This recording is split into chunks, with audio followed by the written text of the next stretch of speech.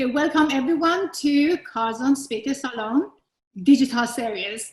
As you are aware, Curzon PR, we used to have events, Curzon Salon events, every quarter, which was quite popular within our network. We used to invite everyone and also an industry thought leader who would. My speaker today is Dr. Sara Nasserzadeh. First of all, thank you so much for giving me the pleasure being my first thought leader. Sara is a social psychologist, global thought leader, and trainer in the fields of cross-cultural fluency, diversity, and inclusion. She's the senior cultural advisor to the United Nations and has practiced across 40 countries and multiple jurisdictions, including London, New York, and California. Again, welcome to our first digital series, Sara. Thank you so much for having me. It's a pleasure. Okay, my first question to you is, how connection will lead to meaningful and fulfilling relationships in a work setting? So it's a big question, isn't it? I think that's a good question, though, to lead us in this conversation today. Basically, the way that I look at it is connections happen.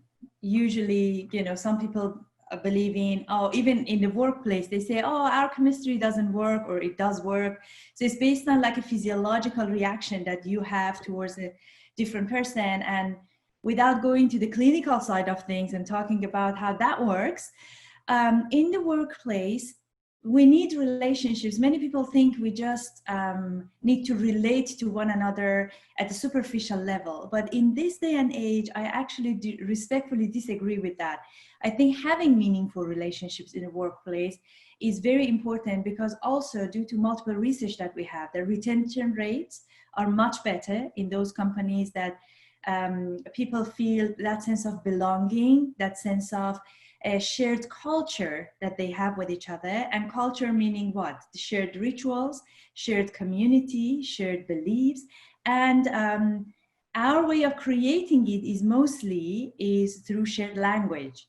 When we create shared language around our goals, our general worldview. So it goes beyond what we have to achieve in that setting. So if we want to summarize it, in a way, connections happen to us, and relationships are created by cultivating those connections in different little nuggets that we can treasure and put together. So that would be, yeah, my take on it. And what are the core values of a lasting relationship in a cross-cultural setting? In a cross-cultural setting, can I just define what cross-cultural setting means? Because I think it's important as we are talking about these concepts. So there was a very good article from Schneider and Honig that they came up with this idea to differentiate between multiculturalism, cross-culturalism, and interculturalism. I like that because it actually provides us with some sort of a scaffolding to operate within, right? So when we talk about multiculturalism, it's basically the idea of I see you, I see that you're different than I am. There's a self, there's the other. And in certain moments we come together, maybe we share food. I go to a certain restaurant to try their food. We go to different festivals of different cultures, and just be courteous around each other and kind of be civilized around each other. That's multiculturalism, but we don't quite get to know each other as much, right? But the way that cross-culturalism is defined, at least within this model, is, which I quite like actually, is pretty practical, is mostly what we do in business settings. That what brings us together is we realize that we are diverse, we respect that, we also utilize it for the better outcome. So we all come together around shared goal. So we know that, for example, revenue generation or a cause that we are going to achieve. So that is our purpose. And then interculturalism, it looks at a group to bring them together, acknowledge their differences and diversities, include those diversities for the transformation of the group. as a totality. So for example, the other day I was teaching at Stanford University. We were talking about how intercultural classrooms are so important while we talk about cross-cultural perspective in the business setting. Now, going back to your question, you asked about the values of the cross-cultural work setting. One of the earliest things that I learned in my work, like in the past 20 years, is the first thing is genuine interest. When you go to a group with not agenda, but an intention, it makes a huge difference. If I have an agenda to go to your group or to enter any kind of relationship, even with couples, enter any relationships, and I have an agenda to influence you, to change you, to get what I want, then that's not going to go well. But if I'm there really truly to get to know you, what are you all about? Then that will fuel my genuine interaction with you. So people talk about active listening. I talk about engaged listening, because active listening is more of a doing, and engaged listening for me is a state of being. When you're at somebody else's presence, you're really paying attention. It's like you say something and I'm fully absorbed in it. Sometimes there's a pause because I haven't prepared my answer. I'm fully absorbed in what's going on. So I ask informed questions. Based on those engagements and informed questions, I generate certain information from you, and then we get into this exchange. Then what happens is some people receive that information, but they don't quite like it. That's not what they know. That's not what they're used to. So what happens in that stage is so important to have a shared definition of respect. How does it look like? How does etiquette look like in that setting? How am I showing you that you're not only not being judged in that situation, but also you're being respected for what you just shared with me? So that would be the respect part of it. So far we have genuine interest, respect, and then compassion, especially in this day and age, especially within the online circumstances that we're dealing with. Is so important to have compassion for one another. What it means is to give you benefit of the doubt. So for example, if I'm coming, sitting here and reading through something or really juggling my life, just compassion, what's going on? What is your space right now? You know, realizing that I'm not communicating with you, for example, through my office. I'm in my bedroom, for example. I'm in my workspace at home. I'm in my living room that I'm communicating. So that compassion part of it, giving the person benefit of the doubt, is really important. And then the last but not least is the shared vision. Why are we even meeting? What is this all about? What is my role? What is your role? And managing the expectations, clarifying the expectations. And why me? Am I going to be a disposable and replaceable element in this whole relationship, or my contribution matters? So these are the things that I feel like I'm looking at the list that I wrote down just to make sure that I don't forget. And one last thing I would like to share, especially cross-cultural settings. It's really important to remember, I actually came up with this acronym of ARM, but because English is not my first language, I'm allowed to create words. So it's AARM. A is the acknowledgement. The second A is appreciation. R is for reassurance, and M is for mend.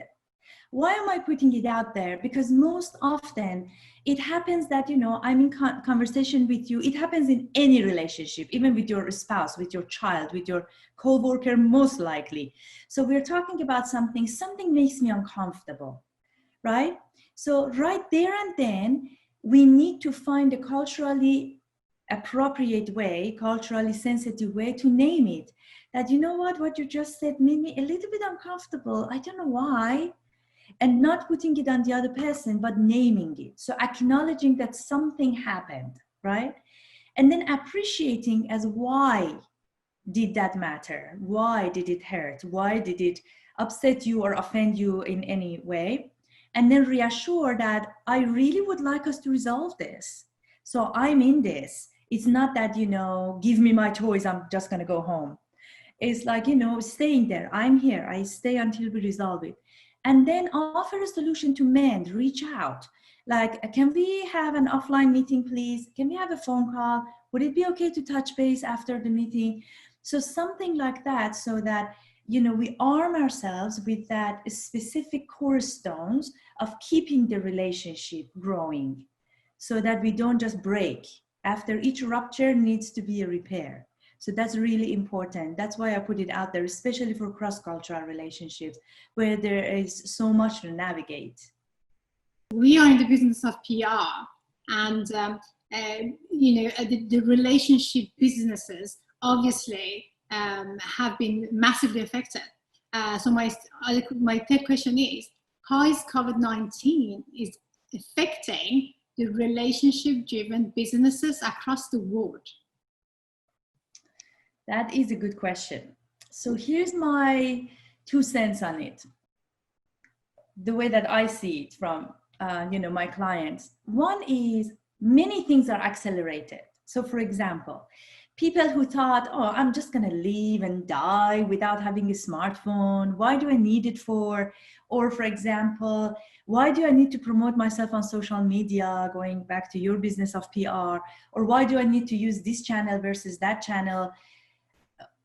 Things accelerated, got really like, I call it as like, you know, fast migration to the system, because we had to, it's like a survival, right?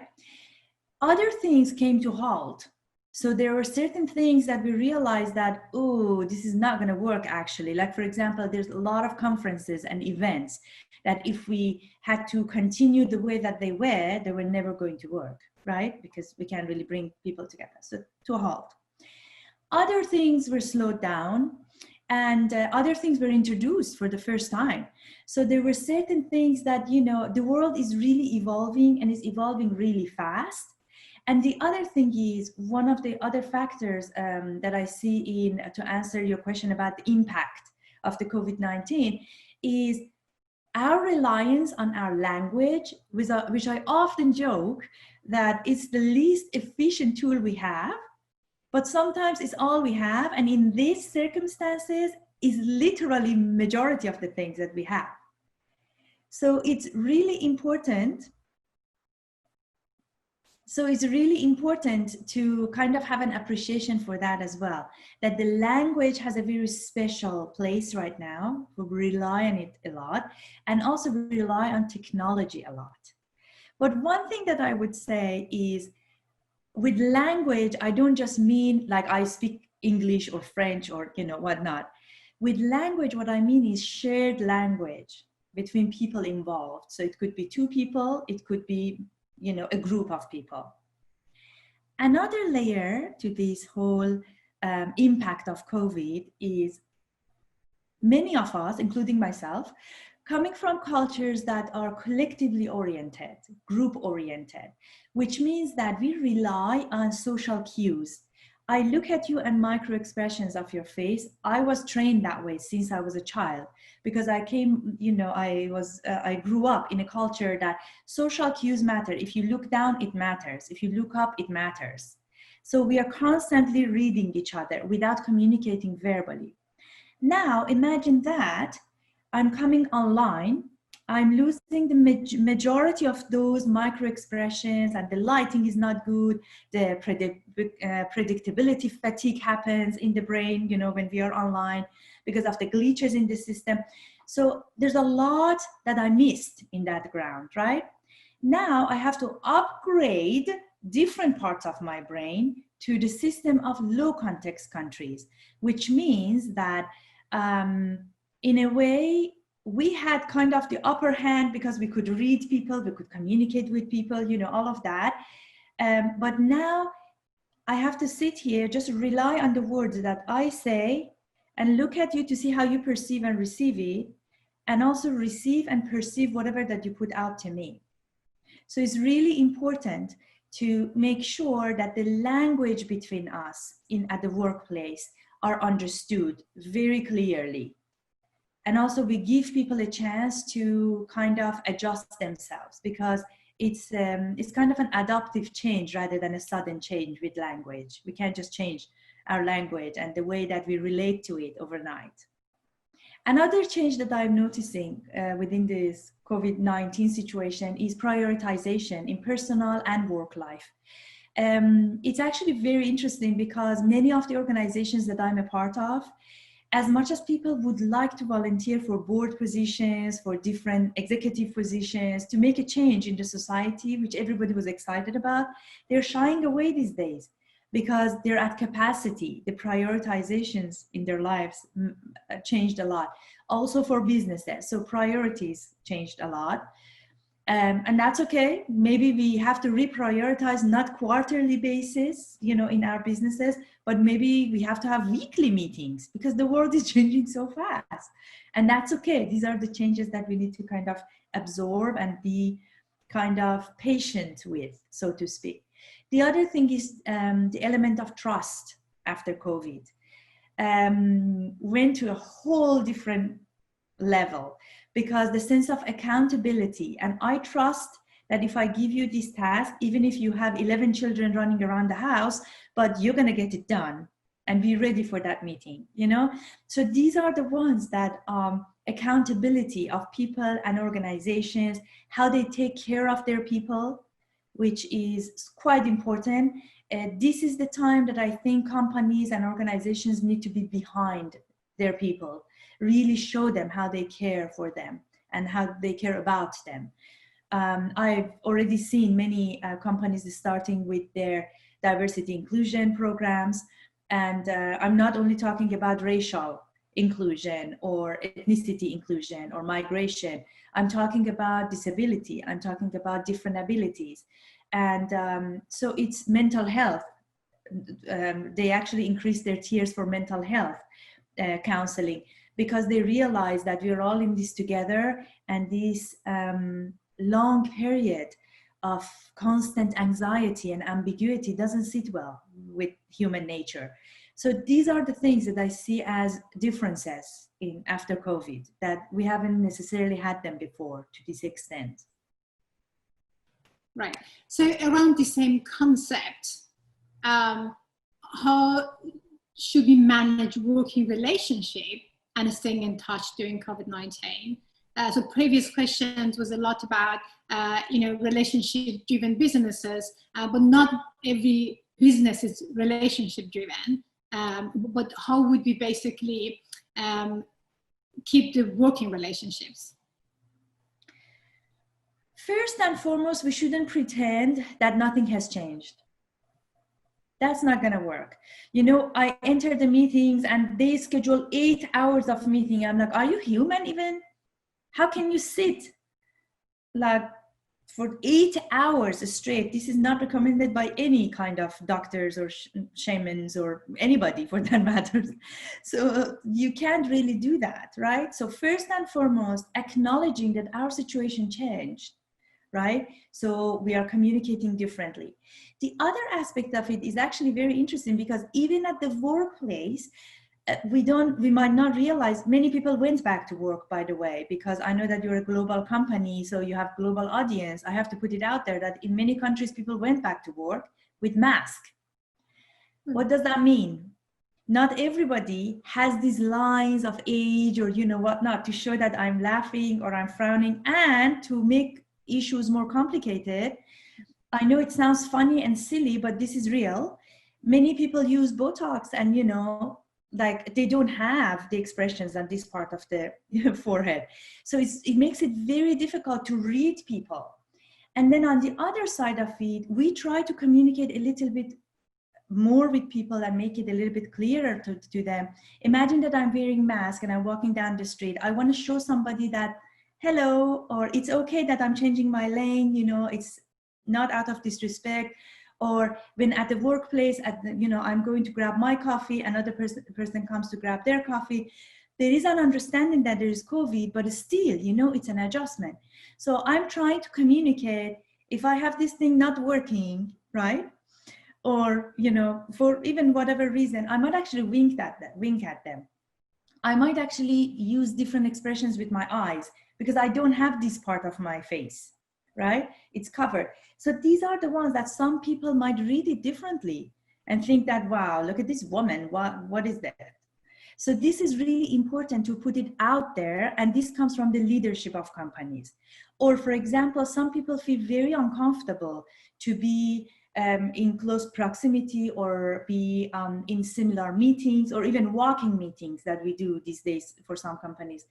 I was reading in one company that they came up with this creative idea. The moment that you enter the office, there are 3 types of bracelets, 3 different colors of bracelets. So they wear different bracelets to show how comfortable they are with the physical distancing and, you know, talking. For example, red was, don't even talk to me. And that was understood by the whole, you know, people, you know. So that's what I'm talking about when we talk about how things are changing, how we are managing relationships, being in the relationship, you know, industry or not, like the PR industry or not, but these are really important.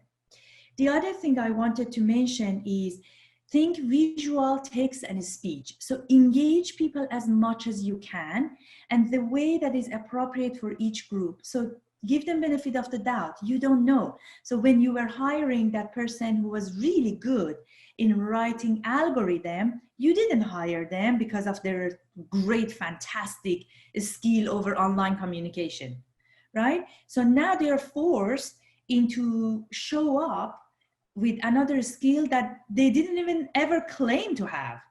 So these are the ones that, you know, so we need to be a little bit, again, going back to those core values, having compassion for people and trying to help them to kind of come on board as best as they can. The other one is synchronous and asynchronous ways of keeping in touch with people.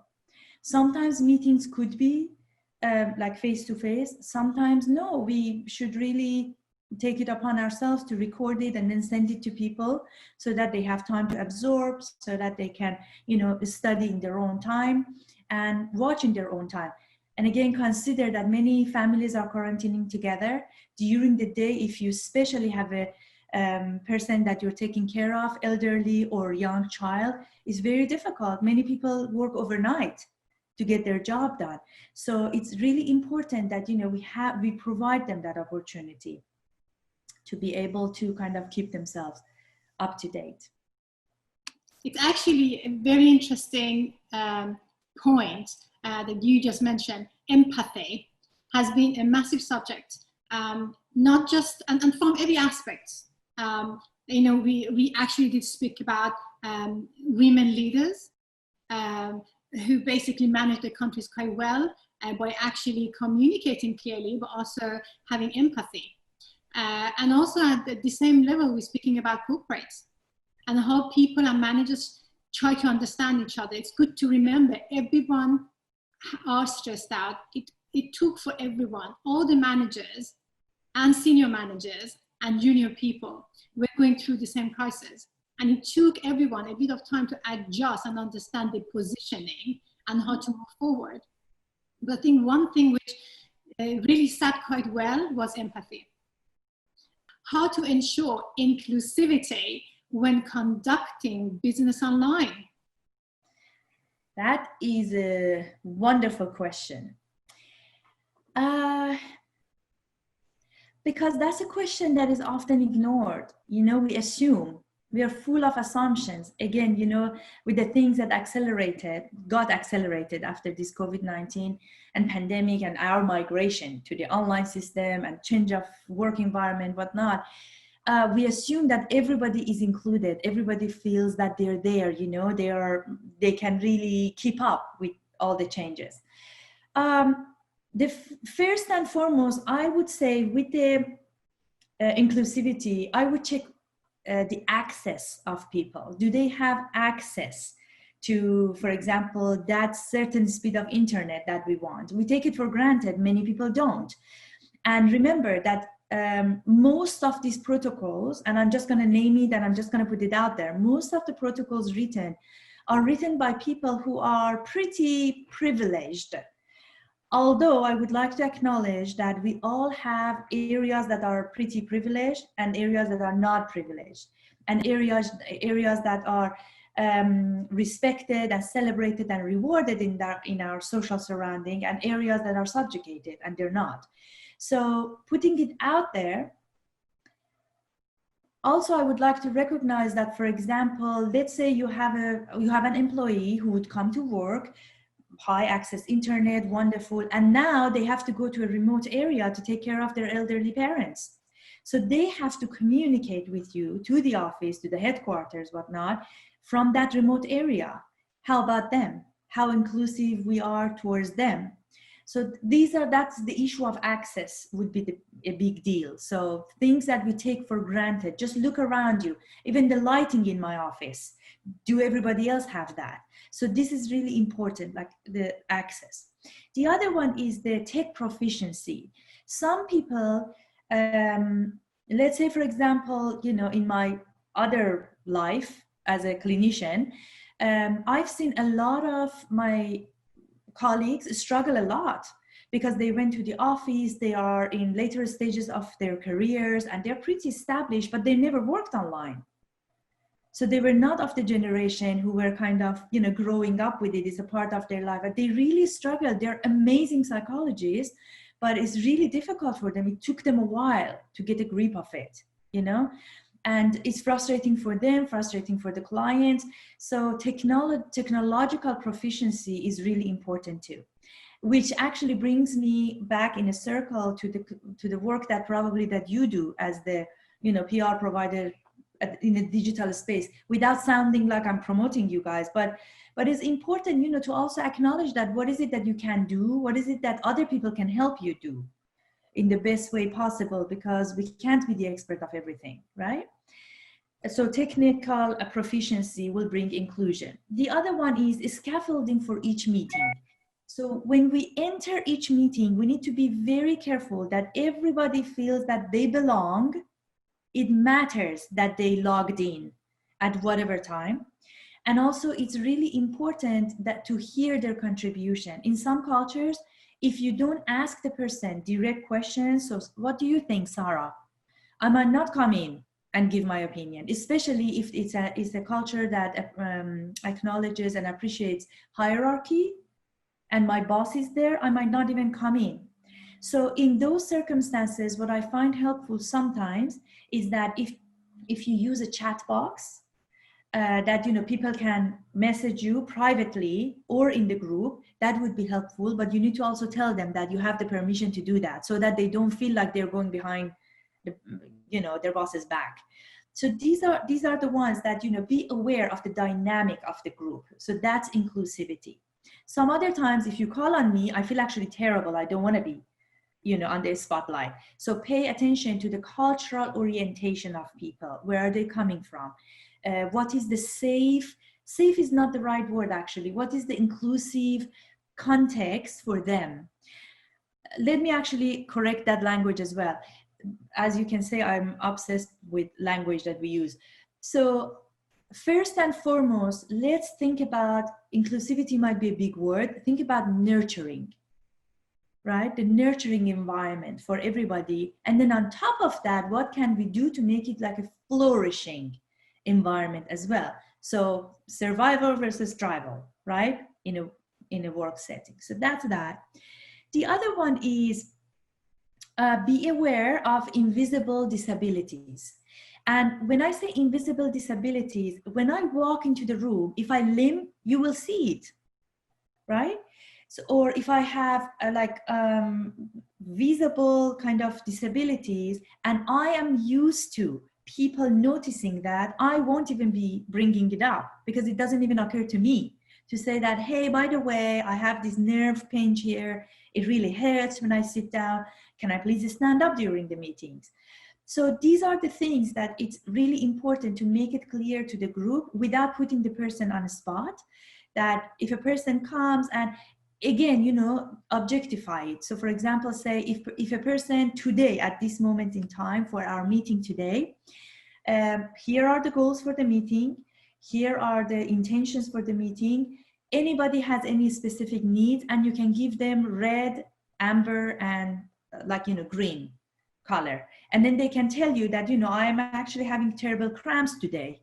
So I'm at the amber situation and I don't even need to disclose, right? Or for example, my babysitter didn't show up. I'm at the red stage. Do you mind? So these are the ones that, so just give people opportunities to come up and share what matters to them from their, context. Another thing that I would like to do is to talk about this space, mind space of the people when they come to the meeting, and the actual space. Mind space is if I'm having a very serious leadership meeting and 2 minutes prior to this, I was cooking in the kitchen, it takes me a while to come sit here and then, okay, now I'm a leader. It takes me a while, and I see this struggle mostly for my clients who identify as women, but also for other people as well who are responsible for other people in their context, especially within the COVID situation. So my suggestion is at the beginning of every meeting or every conversation, apart from just meaningless chit chat that many of us do, and I'm sorry to label it that way, but it is, if we really have genuine interest in each other, going back to the core values, I can just ask you, so what did you leave behind to be here present right now with me at this meeting? And as the group leader, we can actually invite people for a ritual to come together, to take breathing exercises, just to orient yourself that, you're more than this box. You have a back, you have sides, you're a whole human, and I can see you through this box, but I appreciate and acknowledge that you're more than that, right? So it's really important to the mind space of the person and the place, physical space that they are occupying, they're aware of it, and we receive them as that is, in that moment in time. That's another thing. The other thing is, as the leader of a group, most often we have headquarters, right? Like for example, for different companies, it's really important to be respectful of people who live in different time zones. Let's alternate meetings. Why do I have to always wake up at 3 a.m.? It builds up resentment over time that, and also subliminal subjugation for me that, I am less of because I'm in the service of that person or that headquarter time zone. So these are the ones that I think it would be very respectful, and talking about inclusivity encourages inclusivity as well. And two things that matter most when we talk about inclusivity also, I'm just going to leave you with that, is for people to have a sense of belonging. Brené Brown has wonderful talks about that, that sense of belonging, that I matter, like I belong here. I'm supposed to be here. If I'm here or not, it does make a difference, in whatever role that I have, right? That's one. The other one is to be seen for who I am fully. So that's important too. And there are several exercises that team leaders can do actually to encourage that within the teams, starting by asking people about their names and the etiquette that they would like to perceive within each group. For example, I have different meetings with different groups, and in one group I'm Sara, in one group I'm Sara, in one group I'm Professor, in one group I'm Dr. Sara Nasserzadeh. So, and I have to appreciate that and give that back. So it's very important to first and foremost check more than before, because when you are in person, you can say, you know what, your last name is really difficult. I'm so sorry I butchered it. And then you just do this and it's solved. We don't have that now. We are people communicating through boxes. So if we can't get each other's names right, we're in trouble. So the way that we address each other and include people with, their whole being. Yeah, I think, that one more thing, after each meeting, it would be very helpful to send a follow-up with the goals. Keep it precise, not too long, because again, people's attention spans and underlying anxiety that everybody is experiencing, be respectful, but definitely send a follow-up email, because especially for people whose language is not the language of the meeting, whatever that is, they appreciate that, to go and look into the dictionary. What is this? What did they say? And have time to absorb it. And if you can do it before the meeting, and then the meeting, and after the meeting, that would be lovely. So yeah, I will leave you to that. But when you think inclusivity, think belonging and making people feel seen for the whole person that they are, more than this box. That's very interesting stuff. That's very interesting way of finishing this, because I think one thing that most of mothers are experiencing are kids Zoom crashing. Mm-hmm. And I personally call that inclusivity as well. So things have changed. I think a year ago, if your child would basically Zoom crash, which I don't think I didn't have that. We obviously working cross-cultural across different jurisdictions at Curzon PR, so we've been using Zoom for a long time. And a year ago, I would be very nervous about it. I would just make sure that my kid is not home. And it is interesting how everyone has adjusted to that. So I do my best, it doesn't come in, but when it comes, I'm quite relaxed because I've seen many people actually having the kids coming in sometime and just sitting in the corner of the office, and we all are working from home and they are not going to school, and that actually happens. Just one point to add. Thank you so much. It was very engaging, lots of information to take away, and I look forward to invite you again to another episode, hopefully.